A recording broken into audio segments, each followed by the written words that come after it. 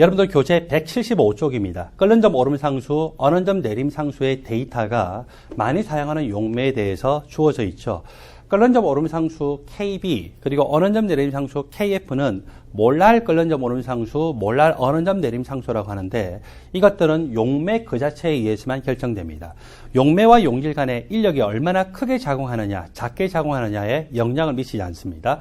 용매가 극성 용매이고 용질이 무극성 용질일 때 영향을 받느냐, 또는 용매가 극성 용매이고 용질이 극성 용질일 때 영향받느냐, 거기에도 전혀 영향을 받지 않습니다. 오로지 순수한 용매 그 자체에 의해서만 결정이 되기 때문에 용질이 어떤 종류이냐에 전혀 영향을 받지 않습니다. 이 KB 그리고 KF 값을 보면 분자량이 증가하면 증가할수록 전반적으로 크게 나타납니다. KB 값도 커지고요. KF 값도 커집니다. 그리고 동일한 용매에 대해서 KB 값보다는 KF 값이 일반적으로 더 크게 나타납니다. 이 표 바로 밑에 표현이 됐기 때문에 그 부분을 보시겠습니다. 기억. 용매의 분자량이 클수록 KB와 KF 값이 더 큽니다. H2의 분자량에 비해서 벤젠이나 클로로폼의 분자량이 훨씬 더 크죠. 따라서 H2의 KB, KF 값보다 벤젠의 그리고 클로로폼의 KB, KF 값이 훨씬 더 크게 나타납니다. 벤젠보다 클로로폼이 분자의 사이즈는 작은 것처럼 보이지만 분자량은 또 클로로폼이 더 크죠. 그러므로 클로로폼의 KB가 벤젠의 KB보다 크고요. 클로로폼의 KF 값이 벤젠의 KF 값보다 더 크게 나타납니다.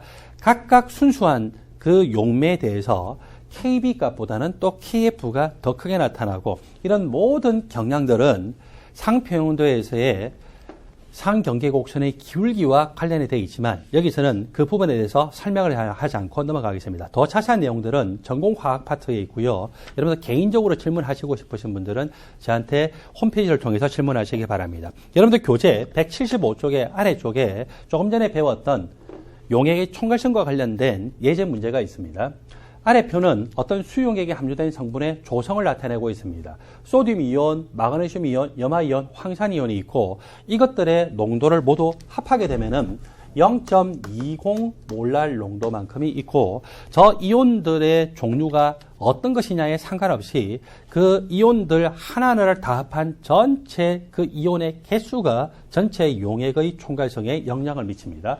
이 수용액에 대한 설명으로 옳은 것만을 보기에서 있는 대로 고른 것은 단 이 수용액은 이상용액이라고 가정한다고 했습니다. 이상용액이라고 가정한다는 것은 라울의 법칙에서의 비정상적인 양의 벗어남 또는 라울의 법칙에서의 비정상적인 음의 벗어남에 대해서 고려할 필요 없이 라울의 법칙을 잘 만족하는 이상용액이다라고 하는 의미입니다. 물에 몰랄 어는 점 내림 상수값이 주어져 있고 몰랄 끓는 점 오름 상수값이 주어져 있는데 몰랄 어는 점 내림 상수나 몰랄 끓는 점 오름 상수값은 기본적으로 다 양수값으로 표시가 되고 있습니다. 그리고 단위를 봤더니 켈빈 온도 단위가 들어갔죠.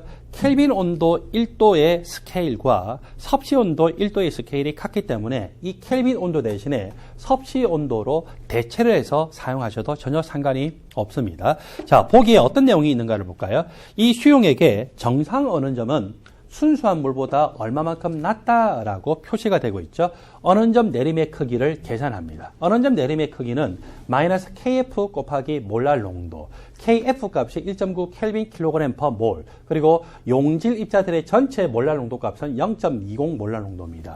값을 계산했더니 마이너스 0.38 켈빈으로 나왔죠. 물의 어는 점은 1기압하에서 0도씨였습니다. 그런데 어는 점 내림의 크기가 마이너스 0.38 켈빈 또는 이것이 섭씨 온도로 표현되더라도 마이너스 0.38 도씨가 되겠죠. 그래서 나중의 어는 점은 얼마만큼 되냐? 마이너스 0.38 도씨가 되었다라고 볼 수 있겠죠. 이 수용액의 정상 어는 점이 순수한 물보다 0.38도만큼 낮아졌다라고 하는 기억의 보기 내용은 옳습니다. 니은 이 수용액의 정상 끓는 점은 순수한 물보다 얼마나 높냐? 끓는 점 오름의 크기를 계산하죠. 델타 TB는 KB 곱하기 몰랄 농도. KB 값이 0.50 켈빈 킬로그램 퍼 몰. 몰랄 농도 값은 0.20 몰랄 농도로 계산이 되었고 이렇게 해서 곱해보니까 0.10 켈빈으로 되었습니다. 물의 정상 끓는 점은 100도씨였습니다. 이것보다 얼마만큼 온도가 높아졌냐? 0.10켈빈만큼 높아졌다 또는 0.10도씨만큼 높아졌다. 그래서 나중 끓는 점은 100도씨에서 0.10만큼 더 더해졌기 때문에 100.10도씨로 되었을 것입니다. 0.10도씨만큼 더 높아지는데 여기 보기 이연에서는 0.13도씨만큼 높아진다라고 잘못 표현이 되어 있기 때문에 보기 이연이 틀렸습니다. 디귿. 같은 온도에서 이 수용액의 증기압은 순수한 물에 비해서 더 낮죠. 증기압 내림 현상이 생깁니다. 이 이온들, 소듐 이온이나 마그네슘 이온이나 염화 이온, 황산 이온들은 비휘발성 이온 종들에 해당이 되고 이온들은 기본적으로 물에 용해될 때 증발되지 않는 것으로 봅니다. 비휘발성 용질이 용해가 되면은 용매의 증기압 내림이 나타나서 순수한 상태의 용매보다는 증기압이 더 낮게 나타나겠죠. 보기 디귿의 설명이 옳습니다. 예제 문제에서는 기억과 디귿이 옳기 때문에 답은 3번입니다. 여러분들 교재 176쪽에 보면은 삼투 현상에 대해서 설명하겠습니다. 저장액이라고 하는 것은 묽은 용액, 고장액이라고 하는 것은 진한 용액입니다. 이 묽은 용액과 진한 용액 사이에 삼투 현상이 나타날 수 있는 반투막이 있죠. 이 반투막이 있을 때 용매의 알짜 흐름이 어디서 어디로 생기느냐? 묽은 용액인 저장액에서 진한 용액인 고장액 쪽으로 용매의 알짜 흐름이 생기더라는 거죠. 용매는 기본적으로 어디든지 움직일 수가 있습니다. 그래서 이 용매가 이쪽 방향으로도 이동할 수 있고 반대 방향으로 이동할 수도 있고 위 방향으로 이동할 수도 있고 아래쪽 방향 이동할 수도 있고 또는 여러분들을 향한 방향으로 이동할 수도 있고 반대 방향으로 이동할 수도 있습니다. 그때 용매가 이동하는 것들을 추적을 하나하나 한다고 생각했을 때 모두 반대쪽을 향해서 이동, 즉 반투막을 기준으로 해서 반대쪽으로 향해서 이동하는 것만 추적한다라고 생각해 봅시다. 여기 농도가 낮거나 순수한 용매만 있을 때 용매가 반대쪽으로 이동합니다. 용매가 반대쪽으로 이동해요. 용매가 반대쪽으로 이동합니다. 용매가 반대쪽으로 이동, 용매가 반대쪽으로 이동하는 것들 추적했어요. 다른 방향으로 이동하는 것은 우리가 지금 보지 않고 있어요. 여기 고장액, 진한 용액에서도 용매는 마찬가지로 어때요? 반대쪽으로 이동하겠죠. 그래서 반대쪽으로 이동, 반대쪽으로 이동, 반대쪽으로 이동, 반대쪽으로 이동하는 것들을 추적하는데 진한 용액일수록 용매보다 사이즈가 큰 이 용질들이 존재를 하면서 용질들도 불규칙한 방향으로 운동을 하다 보면은 용매가 반대쪽을 향해서 이동하는 것을 우연히 어때요? 가로막는 역할을 할 수가 있겠죠. 그러다 보면은 이 농도가 낮은 쪽에서 높은 쪽으로 용매가 이동할 때 예를 들어서 몇 개만큼 이동하냐? 100개만큼 이동한다. 그리고 농도가 높은 쪽에서 낮은 쪽으로 이동할 때를 보니까 방해를 받아가지고 덜 이동을 하게 되니까 몇 개만큼 이동하느냐? 90개만큼 이동하더라. 그렇게 되면은 전체적으로 이 농도가 낮은 곳에서 농도가 높은 곳으로 몇 개만큼의 알짜 흐름이 생겨요. 예, 10개만큼의 알짜 흐름이 생기죠. 이렇게 용매가 한쪽에서 다른 쪽으로 알짜 흐름이 생기면서 그때 나타내는 단위 면적당의 힘, 그것을 우리는 압력이라고 하는데 이 압력을 특별히 무슨 압력이랍니까? 바로 삼투 압력이다라고 표시를 하죠. 그래서 여러분들은 삼투 현상이 생겼을 때 용매의 알짜 흐름이 저장액에서 고장액으로 생길까? 반대로 고장액에서 저장액으로 생길 건가라고 하는 것을 암기하지 마세요. 이해를 하세요. 용매는 어디든지 이동을 할 수 있고 농도가 낮은 곳에서 농도가 높은 곳으로 이동할 때는 방해를 덜 받는다. 농도가 높은 곳에서 농도가 낮은 곳으로 이동할 때는 반투막 구멍을 통과해야 되는데 자기 같은 용액 중에 있는 용질들에서 방해를 유난히 많이 받아서 결국 어때요? 농도가 낮은 곳에서 높은 곳으로 알짜 흐름이 생기는 거구나. 그것에 의한 단위 면적당의 힘을 삼투압이라고 한다라고 여러분들이 이해를 하도록 하십시오. 자, 이렇게 용매의 알짜 흐름이 생겼을 때 여기 이 U자 관에 있는 용액에서 A쪽이 농도가 더 묽다라고 볼까요? 저장액이다. B쪽이 농도가 더 높다. 고장액이다라고 생각을 해봅시다. 농도가 묽은 곳에서 농도가 높은 곳으로 용매의 알짜 흐름이 생기죠. 따라서 이 A쪽의 레벨은 점점 낮아지고 B쪽의 레벨은 점점 더 높아질 거라고 생각할 수 있습니다. A의 레벨이 낮아져서 요만큼 낮아졌어요.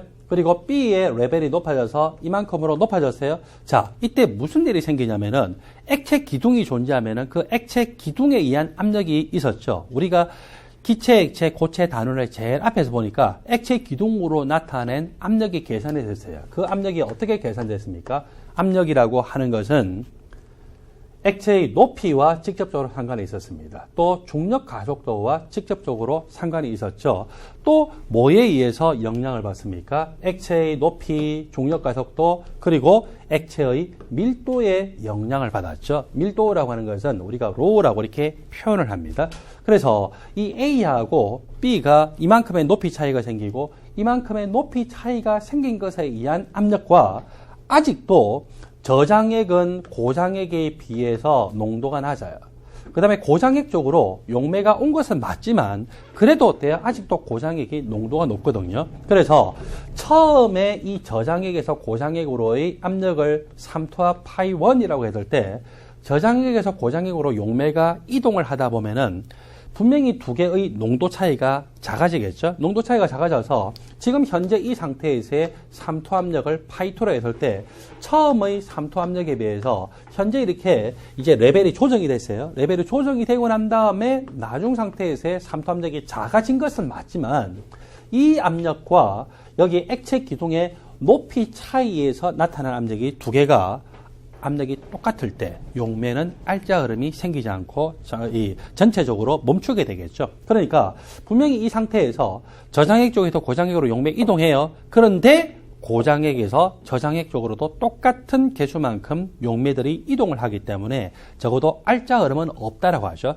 이렇게 알짜 흐름이 없는 상태를 뭐라고 합니까? 평형 상태라고 이야기를 합니다. 가는 속도와 오는 속도가 같기 때문에 전체적으로 알짜 흐름이 없는 상태. 분명히 움직이죠. 다이내믹해요. 동적이에요. 그런데도 알짜 흐름이 없기 때문에 이것을 우리가 평형 상태, 이퀴리브리엄 스테이트라고 표현을 합니다. 이렇게 해서 제일 처음에는 두 개의 높이가 똑같은 것으로부터 시작했고 이 농도 차이가 컸기 때문에 삼투압이 컸었습니다. 그리고 어느 정도 용매가 이동하다 보면은 A쪽은 용매만 사라지니까 A의 농도는 처음보다는 어떻게 돼요? 높아지죠?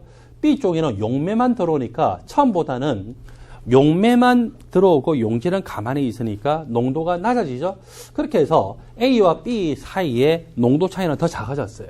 그래서 분명히 처음에 삼투압력 파이1보다 나중에 삼투압력 파이2가 작은 건 맞지만 이때 이 삼투압력과 이 액체 기둥의 높이가 서로 균형을 이루는 시점에서 더 이상 알짜 흐름이 없이 이렇게 액체가 멈추게 되겠죠. 외관상으로는 멈추게 됩니다. 자, 그리고 여러분들 교재 177쪽을 보면은요, 삼투압의 정의에 대해서 이야기하고 있습니다.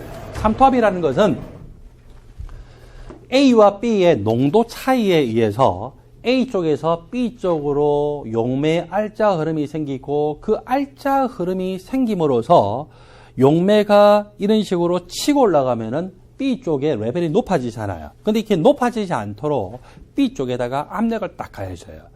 그 압력을 여기서는 삼투압이다라고 했죠. 그러면 이때 B쪽에 가해주는 이 압력이 뭐하고 똑같으면은 정확하게 용매의 알짜 흐름이 생기지 않을까요? 예, 두 용액의 농도 차이에 의한 삼투압력하고 똑같으면은 B쪽에 레벨이 높아지지 않을 거라고 생각을 할 수가 있죠. 그래서 그런 방식으로 해서 우리가 삼투압력을 측정을 해요. 그렇지만 삼투압력의 이 실체가 뭐냐면은 두 용액의 농도 차이에 따라서 용매의 알짜 흐름이 생기고 용매의 알짜 흐름에 의해서 나타나는 단임이 적당 가해지는 힘, 이것이 바로 삼투압력이라고 할 수도 있겠죠. 이 정의 1은 사전적인 정의고 정의 2는 실제 삼투압력의 실체적인 정의다라고 볼 수가 있습니다.